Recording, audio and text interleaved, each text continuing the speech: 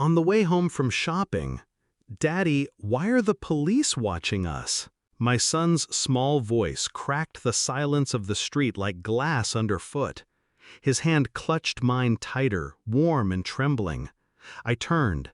Two officers stepped out of their patrol car, their faces unreadable, their pace deliberate. "Wait!" one called out. The word froze the air. I pulled my boy closer, quickening our steps, pretending composure I didn't feel. The sound of their boots against asphalt echoed behind us, a rhythm too controlled to be casual. My mind raced. Who called them? Why now?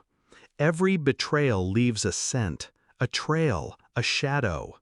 I had buried mine carefully. Too carefully. Or so I thought. I didn't look back again. I focused on the small hand in mine, on his shallow breaths. He didn't deserve this. He didn't even know what this was. But I did. And the officers, by the way they carried themselves, they knew enough. Enough to walk toward me, not past me. Enough to make my skin tighten, my jaw lock.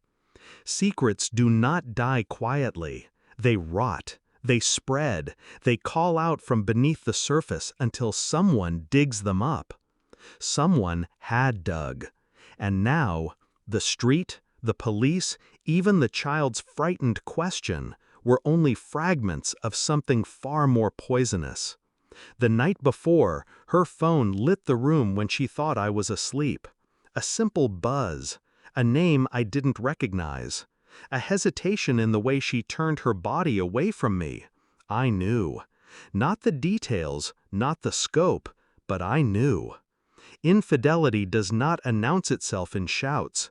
It seeps through pauses, through half-smiles that don't reach the eyes, through late-night messages that glow against the dark like fireflies caught in glass.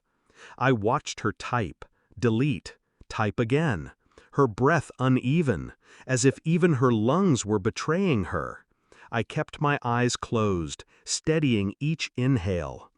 There is a particular coldness that comes with realization. It doesn't burn, it doesn't stab, it chills the marrow. My body knew before my mind admitted it. The betrayal had already entered me like a toxin. And yet, I said nothing. The boy slept between us that night, unaware of the fracture widening above his small frame. His world, intact. Mine, collapsing silently. By morning, her smile at breakfast was sharp enough to cut her own lips. She spoke of groceries, of errands, of dinner plans. Every word balanced on a lie so fragile it almost begged to be broken. But not yet. I carried the groceries. I carried the weight of her deception. And when my son's question came, when the police appeared, it was not their presence that unsettled me. It was the realization that betrayal leaves footprints, and maybe they weren't even hers. Maybe they were mine. I became methodical. Her phone, left charging on the nightstand. I memorized patterns, names, timestamps. Nothing explicit, only fragments, a heart, a hidden contact, a message deleted before my eyes could drink it fully. I pulled threads. Quietly. Receipts in her purse, places she hadn't mentioned, hours unaccounted for. My hands shook once, but only once. After that, my pulse became steady, my mind sharpened into steel. The boy noticed my silence. Children always do. He asked why I stared so long at my coffee, why I walked slower at night. I told him nothing. He deserved innocence. Though I knew innocence never survives long in houses like ours. I ordered a test, not hers, his. A DNA kit, delivered discreetly, sealed behind the kind of packaging that promises answers at the cost of souls. I swabbed his cheek as he giggled, unaware. I sealed it with hands that did not tremble. Days stretched, nights hollowed. I became an actor inside my own life, smiling at her stories, nodding at her touch, even as my stomach soured.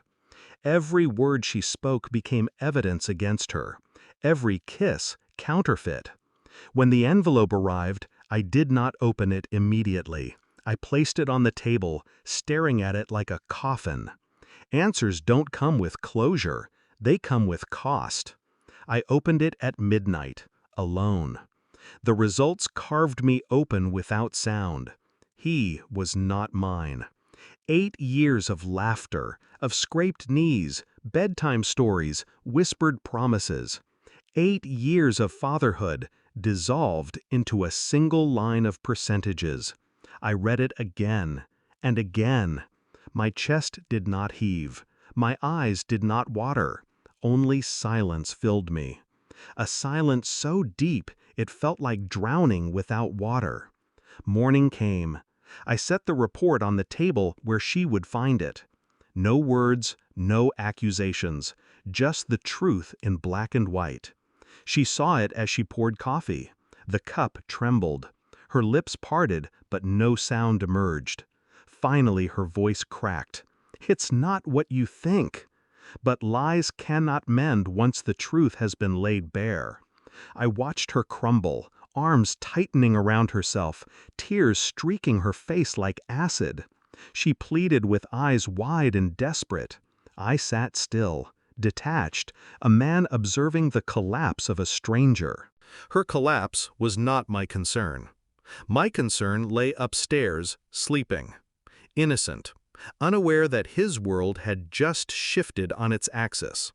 I didn't raise my voice. I didn't curse her name. Instead, I whispered, "He will never know.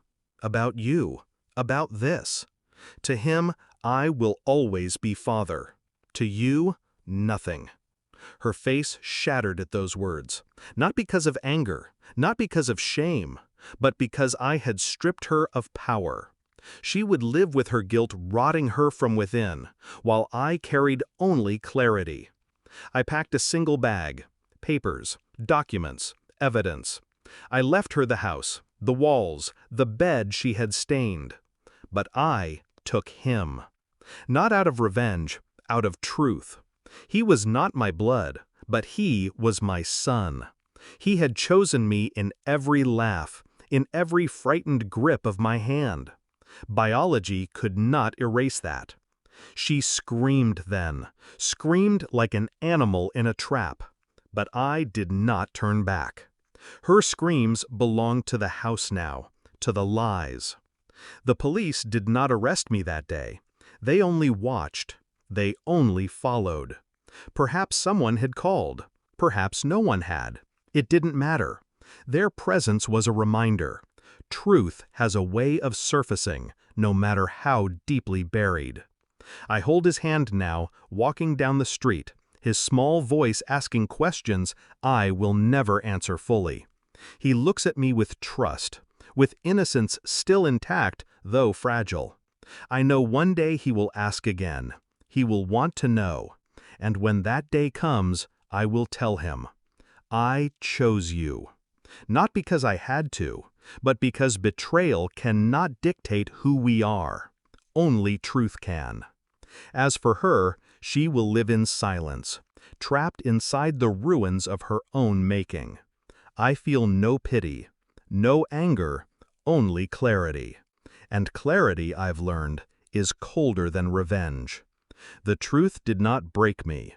It freed me and destroyed her instead.